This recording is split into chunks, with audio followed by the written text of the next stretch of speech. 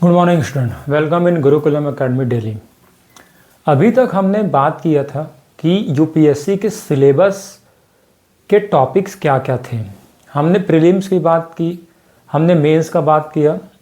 अब हम बात करेंगे कि इस प्रीलिम्स और मेंस के टॉपिक्स को कवर करने के लिए कौन कौन से बुक्स की रिक्वायरमेंट होंगी।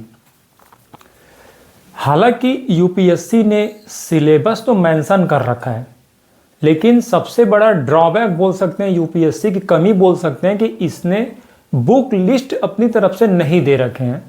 और इसी वजह से आप देखे होंगे कि बहुत सारे लोगों को कन्फ्यूज़न काफ़ी होता है और वो रास्ता नहीं मिल पाता कि हम कौन से बुक से पढ़ें।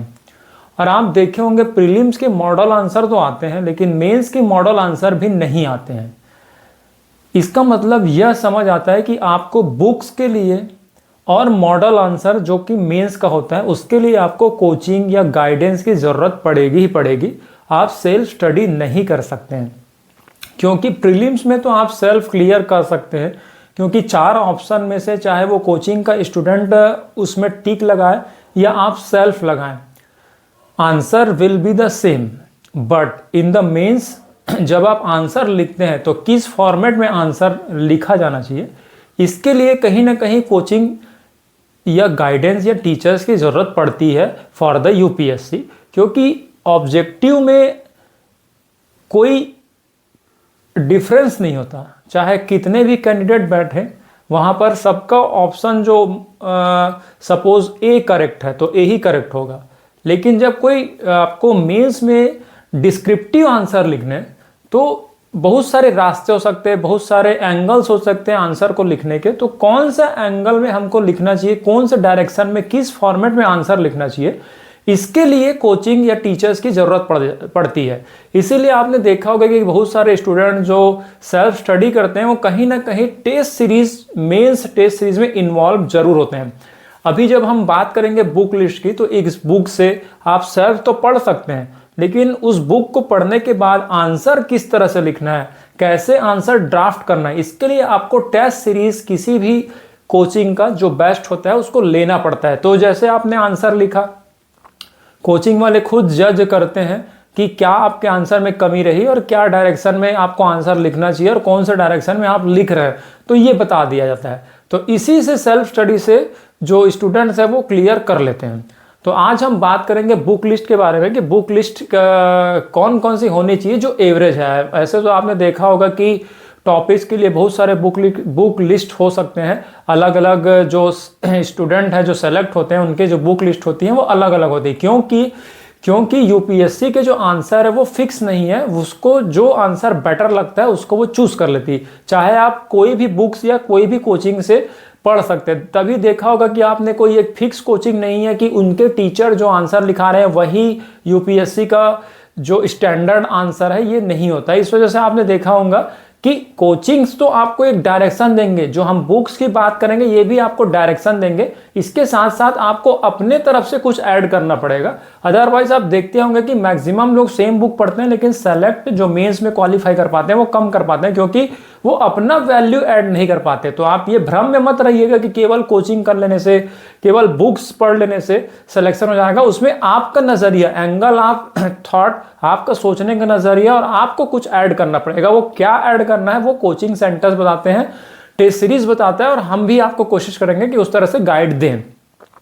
तो चलिए आज हम बात करते हैं बुक लिस्ट के बारे में। और एक बात और डिस्कशन करना चाहेंगे कि कोई कोचिंग्स वाले प्रीलिम्स के अकॉर्डिंग पढ़ाते हैं, फिर मेंस के अकॉर्डिंग पढ़ाते हैं, फिर इंटरव्यू के अकॉर्डिंग पढ़ाते हैं। तो इसमें जो स्टूडेंट्स हैं वो कंफ्यूज हो जाते हैं कि प्रीलिम्स के लिए कौन सी बुक फॉलो करें, मेंस के लिए कौन सी बुक फॉलो करें, इंटरव्यू के लिए कैसा प्रिपरेशन करें। जबकि सारा जो बुक्स है उसको हमको कंबाइन पढ़ना है। आप मेंस की तैयारी करेंगे, प्रीलिम्स उसमें अपने आप हो जाता है, बस प्रैक्टिस आपको अलग अलग करनी होगी। जैसे आप प्रीलिम्स का तैयारी करना चाहते हैं तो प्रीलिम्स के टेस्ट सीरीज दीजिए, लेकिन बुक्स एक पढ़िए। आप डाइवर्स जब पढ़ेंगे तो उसी में ही प्रीलिम्स हो जाएगा, क्योंकि उसी से आपको ऑप्शनल क्वेश्चन पूछे जाते हैं, उसी से फिर सब्जेक्टिव क्वेश्चन पूछे जाएंगे, डिस्क्रिप्टिव जिसको बोल सकते हैं, और उसी से इंटरव्यू में पूछे जाएंगे। तो आप तीनों को कंबाइन करके पढ़ेंगे तो ज़्यादा ईजी होगा आप कोई भी देखे होंगे मैक्सिमम स्टूडेंट्स लोग यही बोलते हैं कि अलग अलग सेपरेट वे में ना पढ़ें कि प्रीलिम्स मुझे क्लियर करना है, फिर मेंस करना है, फिर इंटरव्यू करना है, क्योंकि सबका सिलेबस एक ही है। कहाँ से क्वेश्चन पूछा जाएगा वो एडिटिंग स्किल आपको आनी चाहिए,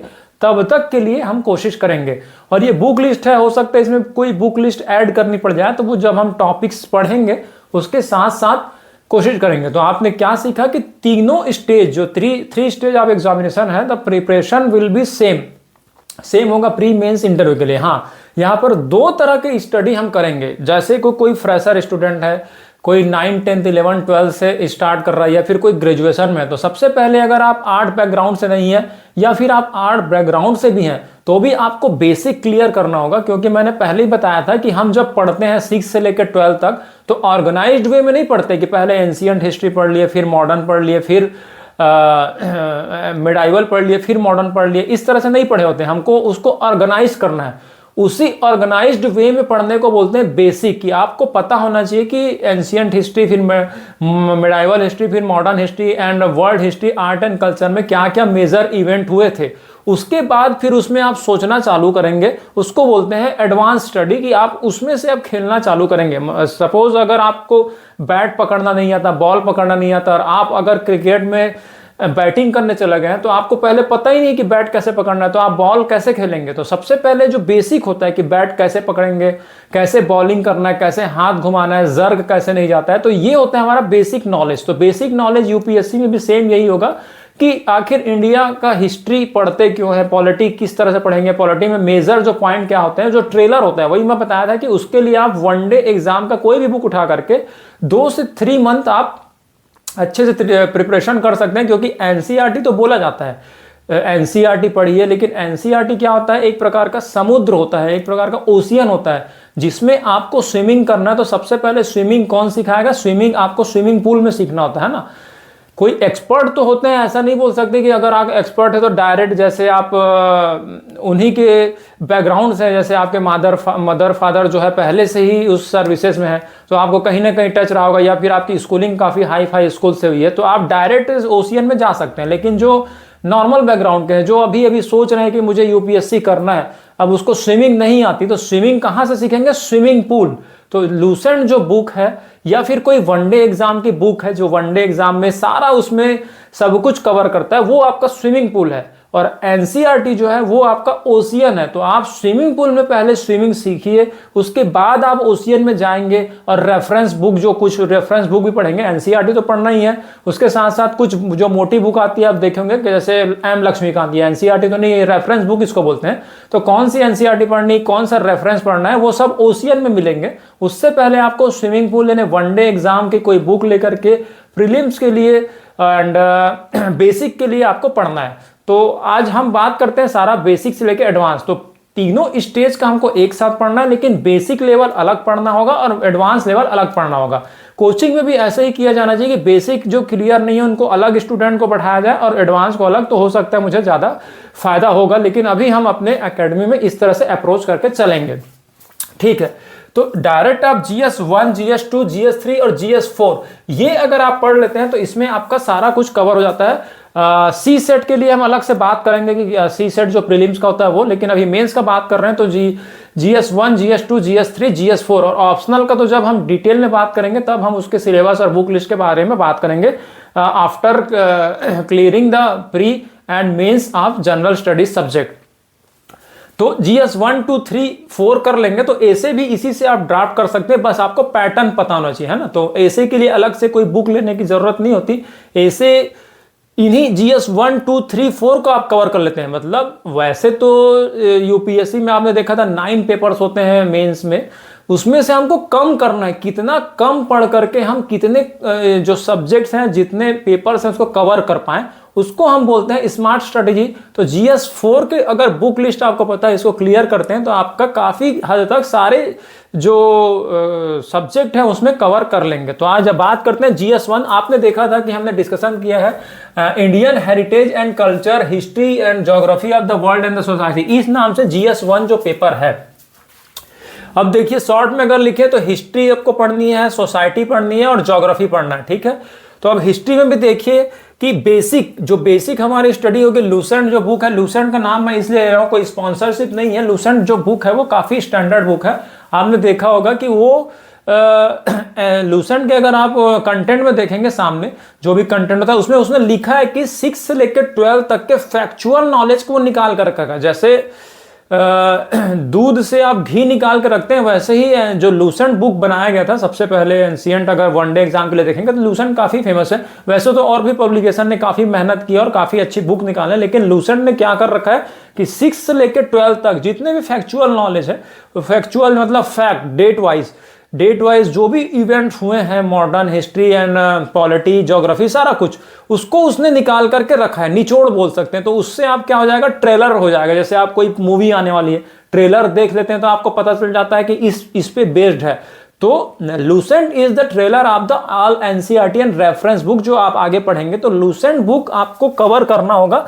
यही अगर आप कवर कर लेंगे तो काफी आपको सब्जेक्ट में पकड़ हो जाता है। फिर आप सोचने समझने लग जाएंगे कि जैसे पॉलिटी पढ़ना है, हमको प्राइम मिनिस्टर का पढ़ना है कि इलेक्शन कैसे होता है, तो अब आपको प्राइम मिनिस्टर थोड़ा थोड़ा पता होना चाहिए कि प्राइम मिनिस्टर कौन बनता है, कौन से पार्टी के जो लोग हैं वो चुनते हैं उसको, और क्या प्रोसीजर होता है, वो सब लूसेंट में दिया रखा है। मतलब लूसेंट हालांकि बुक छोटा है लेकिन उसमें नॉलेज काफी आपको गेन कराएगा। या फिर कोई भी वनडे एग्जाम की बुक आप ले सकते हैं जो अच्छी लगे आपको। कोई लूसेंट की लैंग्वेज अगर समझ नहीं आती है तो दूसरी कोई भी पब्लिकेशन की बुक जो आप जज कर सकते हैं। ऐसा नहीं है कि लूसेंट ही लो, कोई भी बुक ले सकते हैं, लेकिन लूसेंट हमने प्रीफर करने के लिए आपको बोला है। लेकिन हाँ, उससे पहले, लूसेंट से भी पहले आपको क्लासेस लेनी पड़ेंगी जो हम रेगुलर लेंगे, या किसी भी आप इंस्टीट्यूट के जो कोचिंग्स हो रहे हैं या कोचिंग में जा रहे हैं वो भी बेसिक अगर कराते हैं तो आप पहले बेसिक टीचर्स के पास पढ़िए, जैसे क्लास में पढ़ते हैं उस तरह से, उसके बाद लूसेंट पढ़िएगा। डायरेक्ट लूसेंट नहीं पढ़ सकते। ये तो मैं आपको बता रहा हूं कि जो आप क्लासेस चलेंगी वो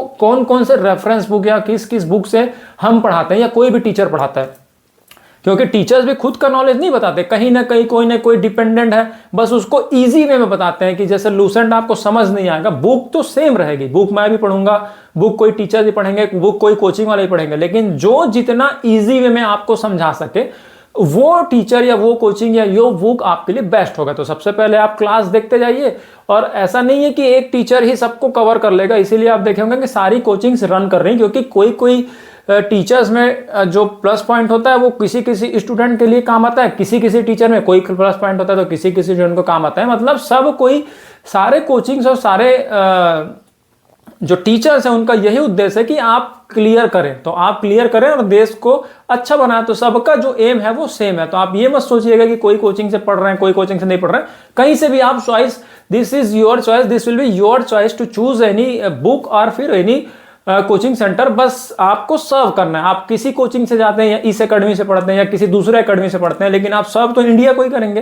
तो यहाँ कंपटीशन नहीं होना चाहिए, ठीक है। तो हमारा जो एम होगा वो यही होगा। तो यहाँ पर देख सकते हैं बेसिक बुक के लिए आप लूसेंट चालू करेंगे, पढ़ेंगे तो इसमें सब कुछ दे रखा है। इसमें एंशिएंट भी है, इसमें मिडाइवल भी है, इसमें मॉडर्न भी है, इसमें वर्ल्ड हिस्ट्री भी है। तो देखिए सारा कुछ कवर हो गया। और इसी से आपका आर्ट एंड कल्चर भी आ जाएगा, थोड़ा बहुत जो एंशिएंट, मिडाइवल और मॉडर्न में आर्ट एंड कल्चर के बारे में भी दे रखा है। तो देखिए थोड़ा थोड़ा आपको नॉलेज मिल जाएगा। जब हिस्ट्री की बात करें ना, 3 सब्जेक्ट है, हिस्ट्री, सोसाइटी एंड ज्योग्राफी। तो हिस्ट्री का तो आपको सब कुछ मिल गया। अब देखिए जब एडवांस में आप आएंगे तो एंशिएंट हिस्ट्री के लिए जब आपको समझ आ गया थोड़ा थोड़ा एंशिएंट क्या है, मिडाइवल क्या है, मॉडर्न क्या है, तब आप यहां पर एडवांस बुक की तरफ आते हैं। तो RS शर्मा एनसीईआरटी बुक होती है ये, इसको आपको लेना पड़ेगा। एंशिएंट हिस्ट्री की डायरेक्ट आती है एनसीईआरटी, ये आप पढ़ेंगे एंशिएंट के लिए। वैसे तो ज्यादा लोग पूरा डिटेल में पढ़ते नहीं है, क्योंकि एंशिएंट से आप देखे होंगे कि डायरेक्ट क्वेश्चन नहीं आते। मैंने पहले ही बता रखा है कि आर्ट एंड कल्चर से ज्यादा आता है। फिर भी अगर आपके पास टाइमिंग है तो ये आप पढ़ सकते हैं, बहुत अच्छा नॉलेज मिलेगा।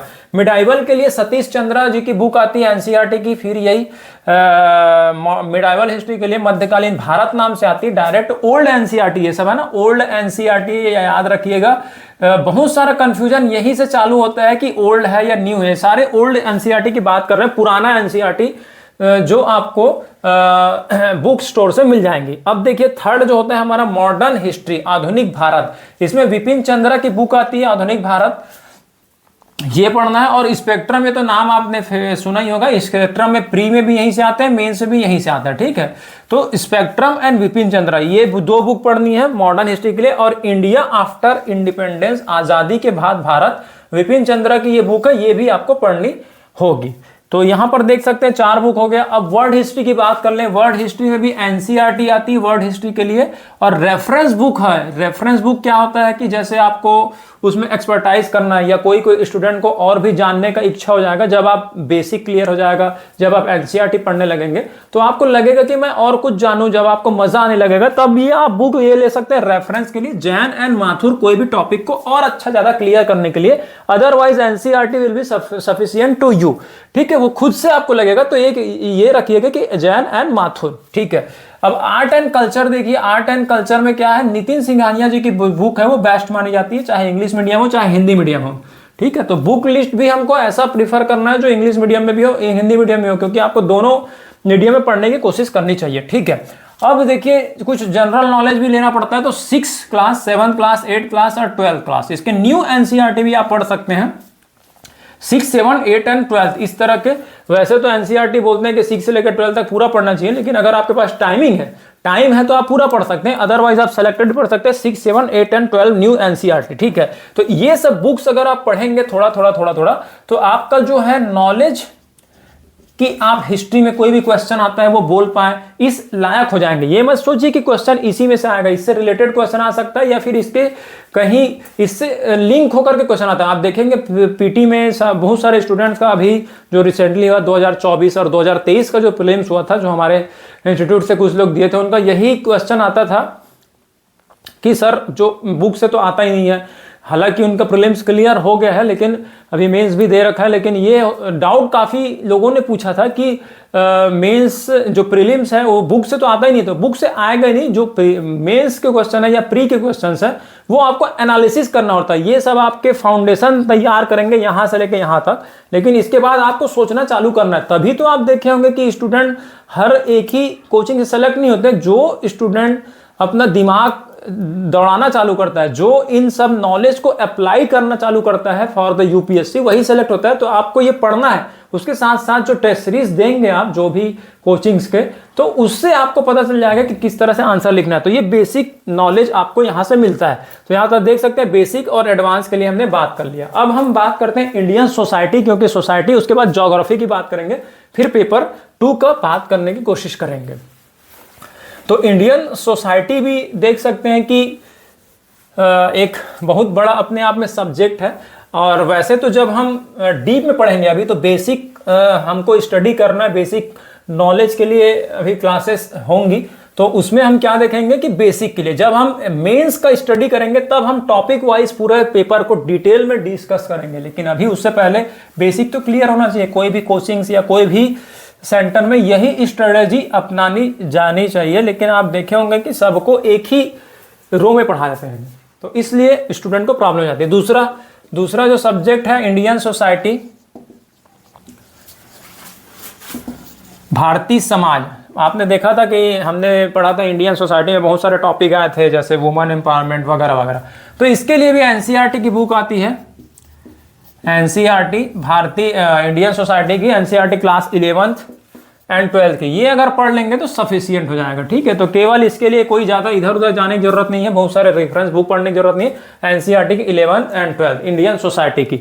अब हम बात करते हैं जो थर्ड हमारा सब्जेक्ट है ज्योग्राफी का, कि हमको ज्योग्राफी, वर्ल्ड ज्योग्राफी और इंडियन ज्योग्राफी जो हमने टॉपिक है, देखो ज्योग्राफी ऑफ द वर्ल्ड। तो जो थर्ड सब्जेक्ट है ज्योग्राफी, तो यहां पर देख सकते हैं ज्योग्राफी में हमको क्या करना है। वैसे तो लूसेंट हम जब पढ़ेंगे तो उसमें ज्योग्राफी भी है ना, लूसेंट जब पढ़ेंगे तो कुछ तो हमको इंट्रोडक्शन हो ही जाएगा। उसके बाद हमको इसके लिए एनसीईआरटीज ही पढ़ना है 6 से लेके 12 तक, एंड 11th एंड 12th का ओल्ड एनसीईआरटी है, ओल्ड एनसीईआरटी, जिसमें 11th में क्या दिया हुआ है, प्रिंसिपल दिया हुआ, सिद्धांत दिया हुआ है, जिसको हम वर्ल्ड ज्योग्राफी भी बोल सकते हैं कि कहां से क्या चलता है, जिसको principle of geography, world geography. और 12th के जो बुक है 2 पार्ट में है, तो यहां पर इंडियन ज्योग्राफी है, ठीक है, ओल्ड एनसीईआरटी में इंडियन ज्योग्राफी।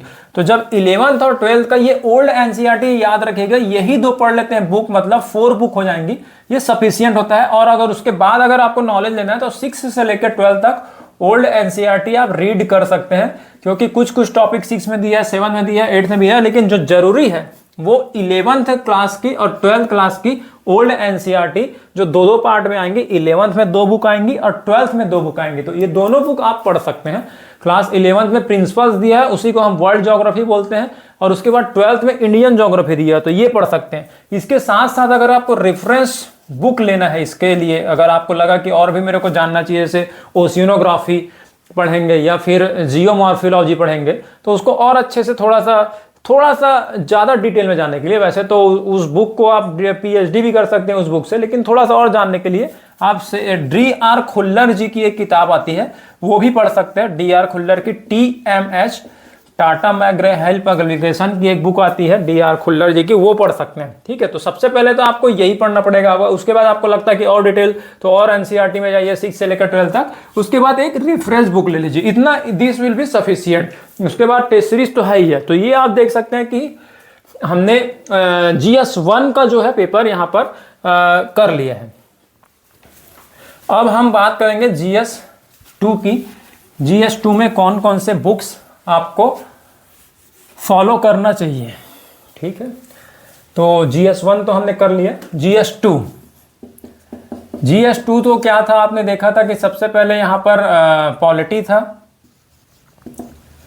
एंड वहां पर IR इंटरनेशनल रिलेशन, यही 2 सब्जेक्ट थे बेसिकली। ठीक है, तो आपने देखा होगा कि पॉलिटी में आपने एम लक्ष्मीकांत जो नाम सुनते हैं वो रेफरेंस बुक है। ठीक है, आपने लूसेंट तो पहले पढ़ ही लिया, पहला आप लूसेंट का पढ़ेंगे जो बेसिक आपका क्लियर कर दिया है। ठीक है, उसके बाद क्लास 11 का एनसीईआरटी आपने सुना होगा, राजनीतिक सिद्धांत, ये बुक आता है, पॉलिटिकल थ्योरी। क्लास 11 के एनसीईआरटी ये आप पढ़ेंगे। उसके साथ फिर एम लक्ष्मीकांत में आएंगे आप, एम लक्ष्मीकांत जो कि बाइबल है, इससे प्री में भी क्वेश्चन बनते हैं और मेंस भी बनते हैं, तो ये होगा। और IR के लिए आप करंट अफेयर्स के मैगजीन्स फॉलो कर सकते हैं ना, मैगजीन्स की क्या रिलेशन बना है, या फिर जब आप पॉलिटी पढ़ लेंगे उसके बाद आपको ये समझ आएगा कि क्या ट्रीटी होती है, बाइलेटरल मीटिंग हो रहा है किसी कंट्री के साथ, या फिर मल्टीलेटरल हो रहा है, बहुपक्षीय समझौता, द्विपक्षीय समझौता, ये सब आप पढ़ेंगे। कब? ये करंट अफेयर्स आप कवर कर सकते हैं। जब आपका बेसिक क्लियर हो जाएगा ना, तब आप न्यूज़पेपर तो पढ़ेंगे ही पढ़ेंगे। उसके साथ साथ आप न्यूज़पेपर के साथ साथ जो करंट अफेयर्स के मैगजीन्स हैं, जो कोई कोचिंग, बहुत सारे कोचिंग्स के जो फेमस है, विजन IAS का ज़्यादा फेमस माना जाता है, और भी बहुत सारे कोचिंग्स हैं, वो सब में सेम नॉलेज होता है। ये नहीं कि केवल विजन IAS ही ठीक है, कोई भी आप चूज कर सकते हैं, लेकिन एक नाम बोलना है तो मैं इसलिए विजन IAS बोल रहा हूं। तो विजन IAS के जो मंथली मैगजीन आते हैं उसमें आप इतने सारे जो इंटरनेशनल रिलेशन है वो पढ़ते जाएंगे, और कुछ बेसिक इंटरनेशनल रिलेशन तो हम पहले ही पढ़ेंगे ना, जो मेन पहले हो रखे हैं, जो ट्रीटीज हो रखी, वो तो धीरे धीरे आपको कवर होते जाएगा। कोई ऐसा फिक्स बुक नहीं है IR के लिए। ठीक है, तो उतना पढ़ना भी नहीं है, तो करंट अफेयर से ये होता जाएगा। तो यहाँ पर देख सकते हैं पॉलिटी और IR के लिए भी हो गया। तो GS2 तो पूरा एम लक्ष्मीकांत के बुक पर डिपेंड होगा, और क्लास 11 की जो एनसीईआरटी वो आप पढ़ सकते हैं। तो ये हो गया GS2। ये बुक्स तब पढ़ पाएंगे या आपको जब समझ आएगा, जब आपका बेसिक क्लियर होगा, और बेसिक भी तभी क्लियर होगा जब आप क्लासेस लेंगे ना। कोई भी कोचिंग वाले आपने देखा होगा कि A to Z बुक को कॉपी नहीं कर सकते, A to Z बुक को पेज वाइज नहीं पढ़ा सकते, आपको केवल डायरेक्शन दे सकते हैं। उसके बाद जैसे आपको स्विमिंग सिखा सकते हैं, लेकिन स्विमिंग आपको खुद करना होगा, बुक्स आपको खुद पढ़ने होंगे, तब आपका राइटिंग स्किल डेवलप होगा, है ना, राइटिंग स्किल। अब मैंने मान लो आपको 10 लाइन बता दिया, अब उसी 10 लाइन पे आप डिपेंड होगा कि मैं यही 10 लाइन पढ़ लूंगा और क्वेश्चन बन जाएगा, तो ये नहीं होगा। उस 10 लाइन तो आपको एक आइडिया, उसके बाद आपको इस बुक्स को पढ़नी होगी, उसके बाद आपका खुद जो नॉलेज डेवलप होगा वो तभी होगा, है ना। ये बोलेंगे कि नोट्स, कई कोचिंग्स वाले जो है बहुत मिसगाइड करते हैं कि ये बोलते हैं कि हमारा नोट्स सफिशिएंट होगा या हमारा कोचिंग की बुक सफिशिएंट होंगी, जबकि मैंने आपको सिलेबस के समय बता रखा है कि कोई भी कोचिंग वाला, अब एनसीईआरटी देखिए 1950 से चले आ रही है, अब कोचिंग तो 10 साल 15 साल खुले हुए हैं, तो कैसे उसके कंटेंट को, कैसे उसके लैंग्वेज को बीट कर सकते हैं। लेकिन वो अपने बुक्स बेचने के लिए या अपने सेलिंग बढ़ाने के लिए सब बोलते हैं, लेकिन आपको ऐसा नहीं करना है। कोचिंग से आपको पढ़ते रहना है, कोई भी कोचिंग से, उसके साथ साथ फिर बेसिक बुक पढ़ना चालू करना है। उसके बाद जो एनसीईआरटी है वो आपको खुद पढ़नी पड़ेगी। एनसीईआरटी का कोई भी सब्स्टिट्यूट नहीं है। उसके साथ साथ कुछ रेफरेंस बुक है। भले आप कोचिंग में जाइए, लेकिन वहाँ के बुक्स को अगर आपको ऐसा लगता है कि उसके बुक उतने बेनिफिशियल नहीं है, तो भले स्टडी मटेरियल मिल रहा है, लेकिन उसको आप मत पढ़िए। जो बुक्स हैं वो स्टैंडर्ड बुक्स हैं, वो सबके लिए एक ही होता है, कॉमन होता है। लेकिन अगर आपको उस कोचिंग बुक से भी समझ आ रहा है, तो ऐसा हम ये नहीं बोलते कि एकदम से इस बात को फॉलो कीजिए, लेकिन ऐसा अच्छा होता है कि वो जो टीचर है जिस कोचिंग संस्थान के या कोचिंग इंस्टीट्यूट के, वो काफी बेस्ट होते हैं, उनके नॉलेज को लीजिए। उसके साथ साथ आप इन बुक्स को पढ़ना ही पड़ेगा, ठीक है। तो सेकंड पेपर हमने देख लिया। अब GS3 की बात कर लेते हैं। GS3, हालांकि ये GS थर्ड नंबर में, लेकिन इसमें बहुत सारे सब्जेक्ट आए थे। कौन कौन से आए थे आप बताइए, फिर मैं लिखता हूं कौन कौन से सब्जेक्ट थे GS3 में।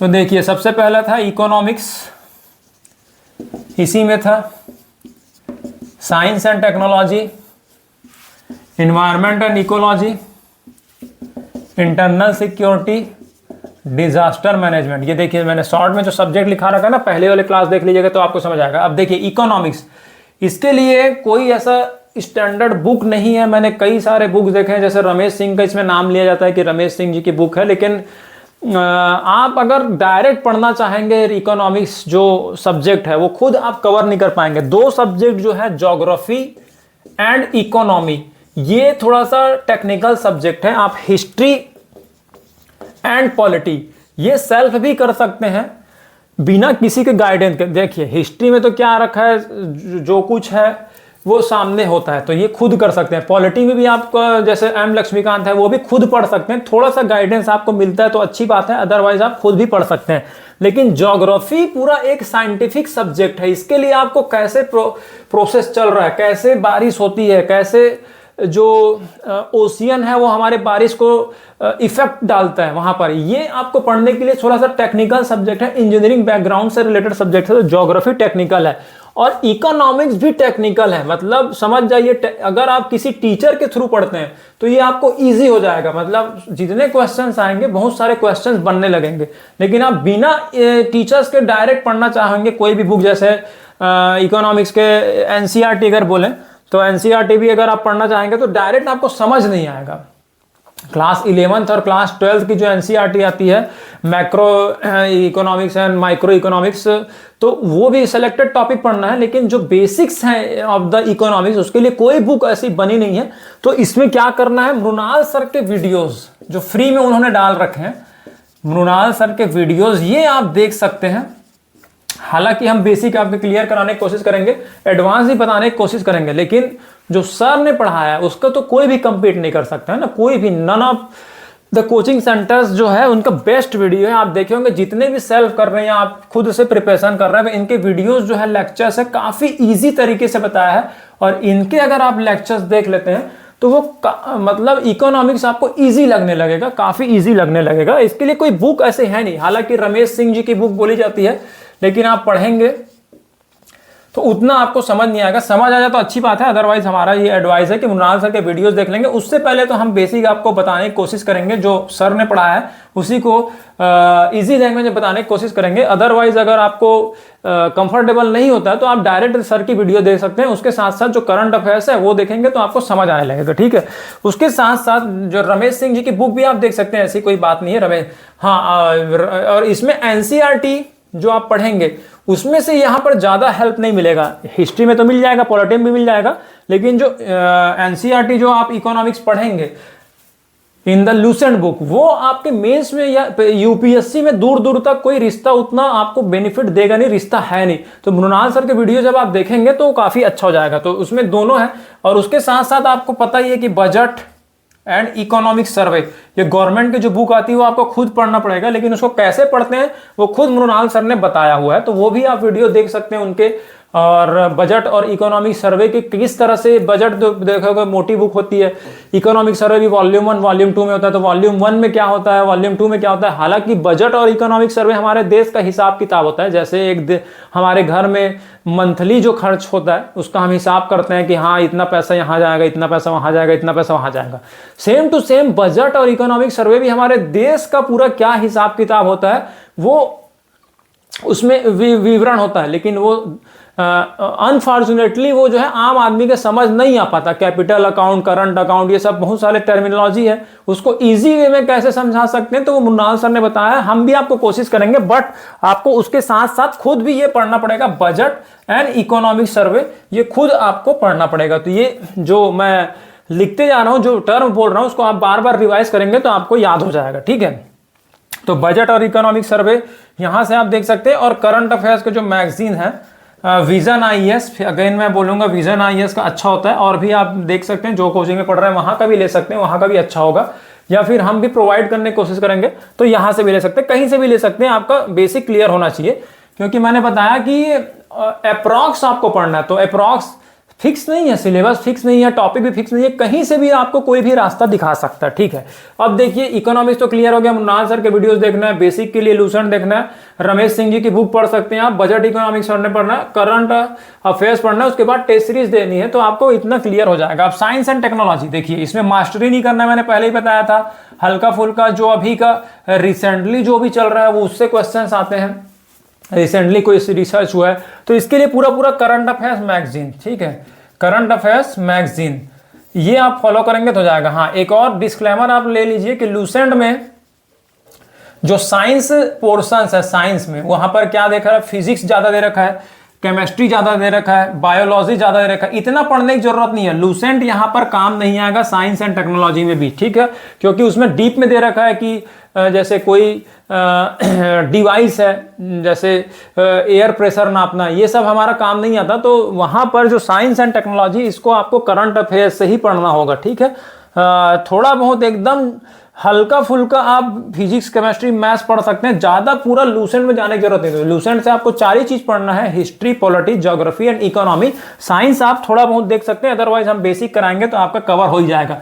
Environment and ecology, environment and ecology में आपने सुना होगा शंकर आईएएस की एक बुक आती है, वो आप पढ़ेंगे तो वहां पर कवर हो जाता है। इन्होंने अच्छा छाप रखा है, शंकर आईएएस जी का जो पब्लिकेशन है उन्होंने इन्वायरमेंट एंड इकोलॉजी के लिए, तो ये काफी बुक है। और अगर हिंदी मीडियम से है तो दृष्टि आईएएस, इनकी आती है पर्यावरण और परिस्थिति, ये काफी इन्होंने अच्छा छाप रखा, ठीक है। हाँ, एक चीज मैं बताना भूल गया आपको, मुन्नाल आईएएस और ये जो रमेश सिंह और विजन आईएएस है, लेकिन दृष्टि आईएएस का जो बुक है, अब मुन्नाल सर का कमी ये रहा कि मुन्नाल सर ने जैसे पढ़ाया है वैसा लेक्चर उन्होंने प्रोवाइड नहीं किया, जैसे उसी को एक्सप्लेन करके, या तो आप वीडियो देखते देखते खुद लेक्चर बना लीजिए, या फिर दृष्टि आईएएस, जब शुरू में इनकी बुक आई थी दृष्टि आईएएस की, तो आप देखते होंगे कि जो मुन्नाल सर तो एक ही थे, समझ जाइए इकोनॉमिक्स के बादशाह थे 2013 या 14 से, तो उसमें क्या हुआ था, एक ही लेक्चर इनका अवेलेबल था, तो सारे कोचिंग्स वाले जो बुक बनाए, वैसे तो रमेश सिंह जी और की पुरानी है, लेकिन वो लोगों के समझ में नहीं आ रही थी, तो जब बुक्स बने तो मुन्नाल सर ने जैसे पढ़ाया था उसी के अकॉर्डिंग बने थे।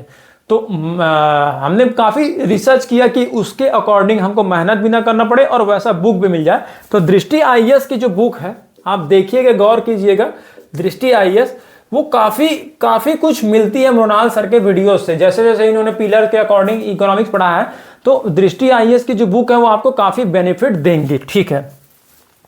तो दृष्टि आईएएस की बुक यहां पर ले सकते हैं। सेम वैसी यहां पर एनवायरमेंट एंड इकोलॉजी में भी दृष्टि आईएएस की जो बुक है, चाहे वो इंग्लिश मीडियम हो चाहे हिंदी मीडियम हो, ये भी आपको काफी बेनिफिट दे सकती है। और शंकर आईएएस की बुक तो आप जानते हैं, तो एनवायरमेंट एंड इकोलॉजी एंड उसके साथ साथ विजन आईएएस का करंट अफेयर जब आप पढ़ते जाएंगे तो भी सफिशियंट हो जाएगा आपको नॉलेज के लिए। और इसके नोट्स भी आप बना सकते हैं, जैसे आप जीएस 1 के लिए कर रहे हैं तो टॉपिक वाइज 100 क्वेश्चन आप खुद से डेवलप कर लीजिए कि ये आ सकते हैं।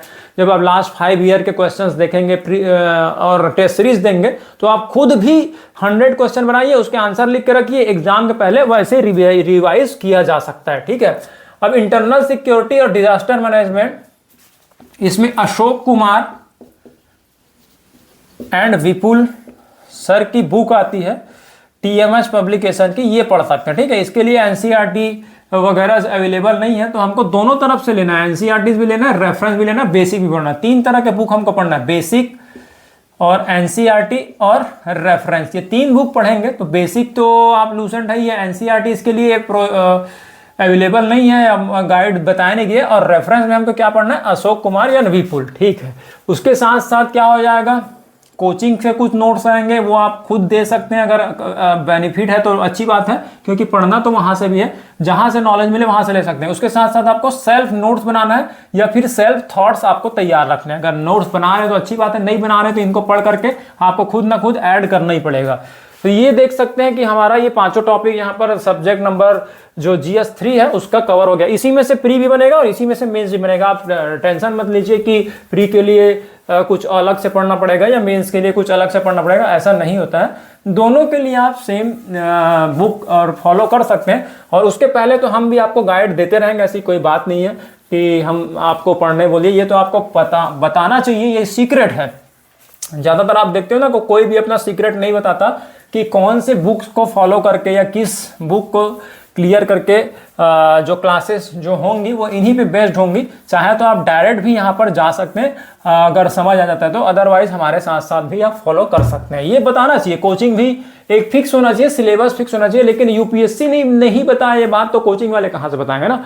यूपीएससी को भी बताना चाहिए कि कौन कौन से बुक पढ़ें। तो मुझे ऐसा लगता है कि इंडिया में इतना जो कोचिंग आपने देखा था कि लाखों लाख रुपए ले रहे हैं, वो नहीं लेंगे अगर उसमें यूपीएससी जो है अपने सिलेबस के साथ साथ बुक लिस्ट मेंशन कर दे और मेंस का भी जो मॉडल आंसर है वो भी अगर देने लग जाए, तो मुझे लगता है कि टेस्ट सीरीज की भी जरूरत नहीं पड़ेगी। इसीलिए टेस्ट सीरीज जो बुक लिस्ट है एंड टेस्ट सीरीज है, इसके लिए कोचिंग जो है जरूरी हो जाता है। लेकिन ये बात यूपीएससी तक पहुंचना चाहिए, ठीक है। अब GS 4 ethics, integrity and aptitude, ये हम पढ़े थे। तो इसके लिए क्या है, एथिक्स इंटीग्रिटी में आप देख सकते हैं जो पॉलिटिकल थ्योरी थी, पॉलिटिकल थ्योरी, इसके लिए आप NCERT ले सकते हैं। NCERTs 12th क्लास की, बहुत सारे जो लोग हैं उसके उनकी पॉलिटिकल थ्योरी क्या क्या थी, तो ये ले सकते हैं। उसके साथ साथ 2nd ARC book on ethics, ये भी आई हुई है, तो ये रिपोर्ट आप पढ़ लेंगे। उसके साथ साथ जो केस स्टडी के जो क्वेश्चंस आते हैं, आपने देखा होगा कि कोई भी इवेंट बता देता है, कोई घटना बता देता है और आपको डिसीजन लेना होता है, तो ये टेस्ट सीरीज से आप ले सकते हैं। कोई ऐसा स्पेसिफिक नहीं है कि कोई बुक आती हो, टेस्ट सीरीज से आप प्रैक्टिस कर सकते हैं, तो ये हो सकता है। तो ये काफ़ी है जो एथिक्स के लिए। और हाँ, कोई कोचिंग के नोट्स भी ले सकते हैं आप, इसमें कोचिंग का नोट्स काम आएगा। जैसे अभय कुमार सर की एक कोचिंग आती है, अभय कुमार सर, वो एथिक्स के जाने मारे टीचर बोले जाते हैं, तो इनके नोट्स ले सकते हैं। अगर समझ ना आए तो इनके वीडियो अगर अवेलेबल होंगे तो वहां से देख सकते हैं डायरेक्ट, अगर आपको जल्दी करना है तो। और उसके साथ साथ इनके नोट्स भी आप फॉलो कर सकते हैं। तो इतना this will B sufficient for the ethics paper 4। और उसके साथ साथ टेस्ट सीरीज तो आपका रहेगा। टेस्ट सीरीज ही बेसिकली टेस्ट सीरीज मेन होता है, बुक्स तो कई हो सकते हैं। तो ये हो गया। और एक मैं आपको चीज बताना भूल गया कि गवर्नेंस के लिए 2nd ARC की रिपोर्ट आपको पढ़नी होगी in the for the paper 2। Indian governance जो टॉपिक था ना पेपर 2 में, जो हमने केवल पॉलिटी बेस्ड कर दिया, तो वो हो सकता है आपको 2nd ARC की रिपोर्ट में, ठीक है। ये तो हो गया। अब जो एसे है, एसे के लिए कोई बुक ऐसी स्टैंडर्ड है नहीं। मैंने बताया था कि GS 1, GS 2, GS 3 और GS 4, ये चारों को मिक्स करके आपको ऐसे लिखना पड़ेगा। तो आपको कोई भी एक कोचिंग का बुक ले सकते हैं, पैटर्न आपको पता चल जाए, ठीक है। लेकिन टॉपिक तो आपको खुद ही ड्राफ्ट करना पड़ेगा और खुद ही करना पड़ेगा, आपके 1, 2, 3 बेस्ड होगा। तो कोई भी कोचिंग के बुक्स आप ले सकते हैं जिससे आपको पैटर्न पता चल जाए। उसके बाद ऐसे तो आपको खुद लिखनी पड़ेगी। इसके लिए NCERT कोई काम नहीं आएगा ना, ऐसे के लिए कोई NCERT बुक है नहीं। इसमें कोचिंग सेंटर से आपको हेल्प लेना होगा। हम भी आपको फॉर्मेट बताने की कोशिश करेंगे। तो GS 1, 2, 3, 4 और 5 का हो गया। और जो ऑप्शनल का है वो जब ऑप्शनल की क्लास लेंगे तो डिटेल में जब सिलेबस डिटेल करेंगे तब हम आपको बुक लिस्ट बताने की कोशिश करेंगे। तो फिलहाल अभी हमको जो जर्नी स्टार्ट करनी हो बेसिक सब्जेक्ट से करनी है, उसके लिए ये जो बेसिक बुक है, एडवांस बुक है, रेफरेंस बुक है, मैंने बताया कि इससे आपका काफ़ी कुछ सिलेबस कवर हो जाता है। उसके साथ साथ टेस्ट सीरीज भी जब आप देंगे तो आप क्लियर कर सकते हैं। तो I hope that the book list will be clear to you. अब हम नेक्स्ट क्लास से चालू करेंगे, हिस्ट्री से क्लासेस चालू करेंगे, एंशिएंट, मेडाइवल एंड मॉडर्न, उसके बाद world history, art and culture. इस तरह से हम कोशिश करते जाएंगे, टॉपिक वाइज करेंगे, प्री मेंस और इंटरव्यू को साथ साथ लेके चलेंगे। और all the best to you तो for the prelims 2025। Thank you.